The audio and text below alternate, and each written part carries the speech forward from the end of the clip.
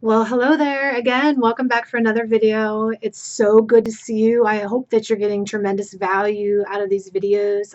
From the feedback, I hear that you are, so it makes me so glad to do them. And if you would like a video, make sure you're subscribed, number one. But number two, if you would like a video, you can always put your suggestions in the comments, and I would love to see what you would like me to make a video on, and I'd be more than happy to make that video for you. So today's topic is all about control. And I've kind of been marinating on this topic because it came up because somebody had asked me, hey, what do you do when there are like power struggles in your relationship? And I thought about it and I thought about it for a minute and I thought, power struggles, well, what's that really about? It's like two people delusionally thinking they have any control at all. And then I started to think about the type of controlling people. And it really led me down a rabbit hole of like I came up with three different types of controlling behavior and then the way out of it. And so I really wanted to share that with you today. And hopefully, maybe you could see yourself in one of these controlling behaviors and see if this is something that you want to start to work on. Now, you know you're in the right place to watch this video because it had something about how to stop controlling everything or something like that in the title. And so if you're one of these people, you know that it's exhausting, right? To try to control everything. It's exhausting.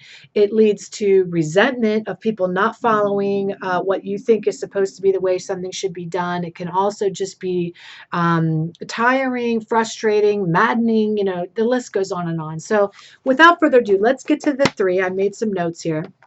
The first type of controlling behavior is like a charming controller. And the charming controller is you don't really know they're being controlling because they try to do it in a real sweet kind of way where it's not like real demanding or anything. It's like, well, maybe you should think about, or why don't you think about, or think it like it's helpful. You know, everything that they do is really, a lot of what they do is controlling, but they do it in the name of helping you.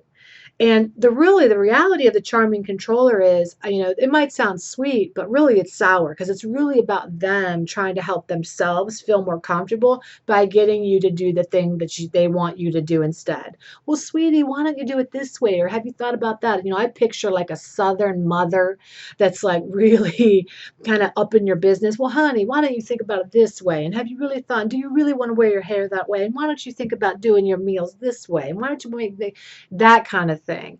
And the old Texan, well, bless her heart if she doesn't follow the directions. So they're kind of like passive aggressive people, where if you don't follow through, they can get passive aggressive, but they're not going to be outright controlling. It's going to be a little bit more kind of back end stuff.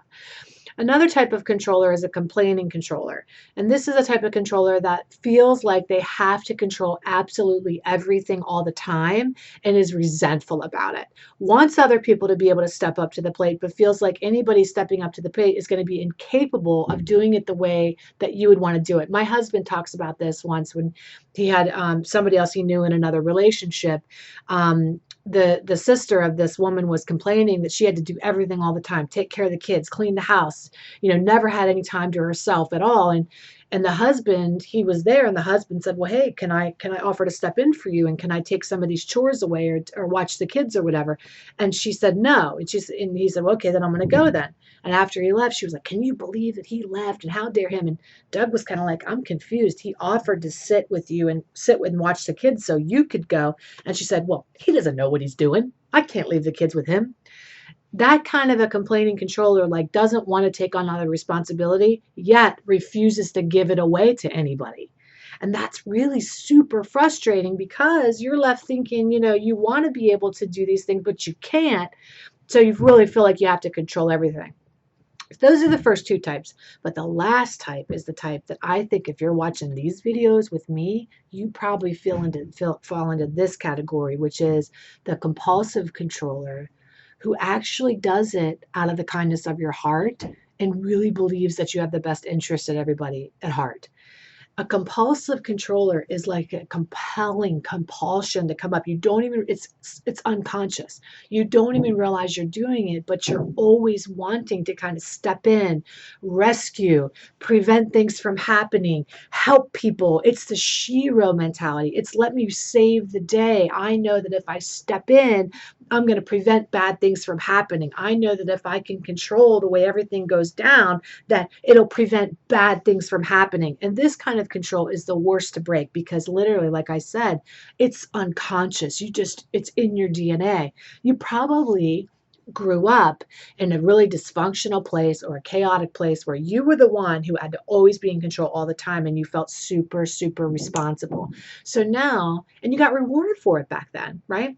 Because you really did make an impact. You really were helpful. You really did clean up messes, and maybe you were the glue that held the family together. But guess what? Now it's really hurting you. It's damaging your relationships and even some of your friendships because maybe your spouse is kind of tired of you over their shoulder all the time, wondering how they're going to do things.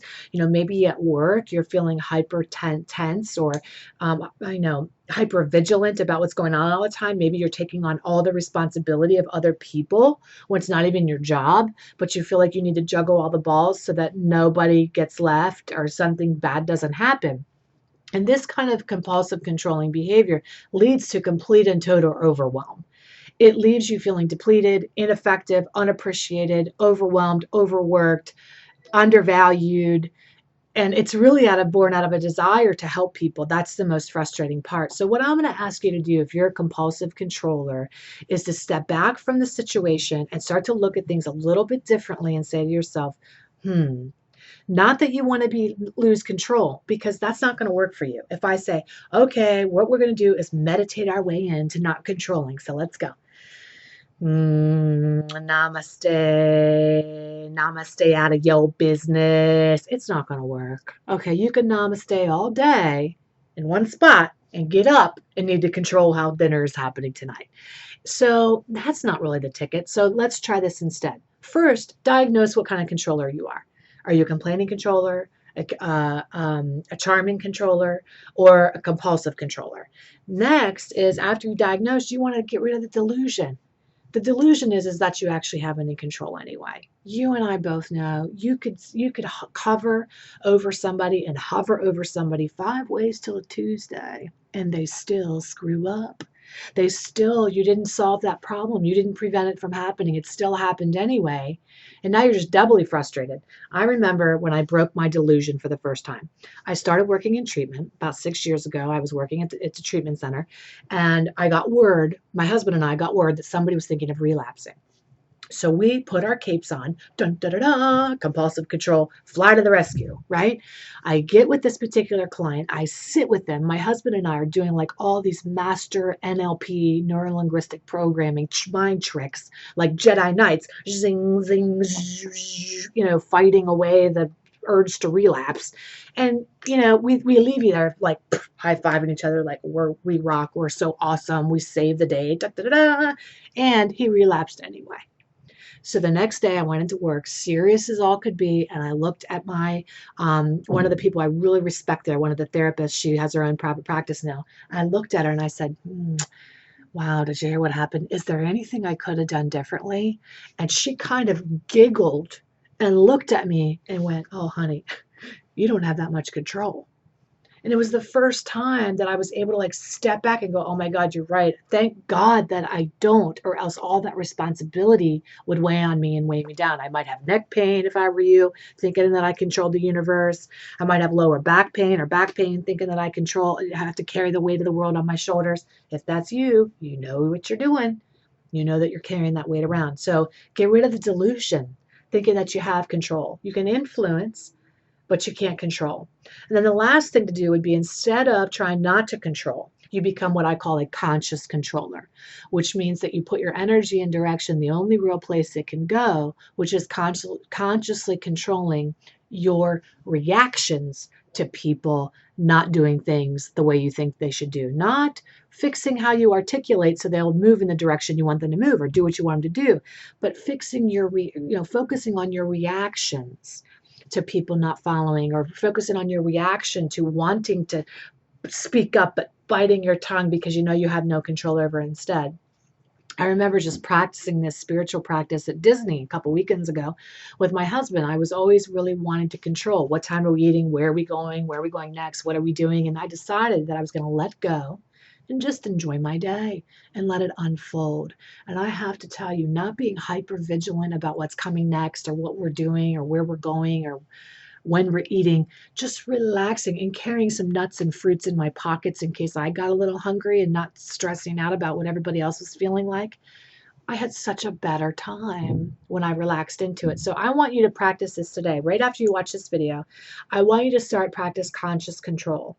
Look at yourself and say, what is it that I have control over of? It's me, it's my feelings, and how can I start to really take 100% responsibility for just my piece of it today? I hope you found this video helpful, controlling Connie, okay? Because I know it's a daily discipline, right? If you want more information on how to overcome control, I actually have a specific workshop on my website that's already pre-filmed. It's a webinar on trust that's really about giving up control.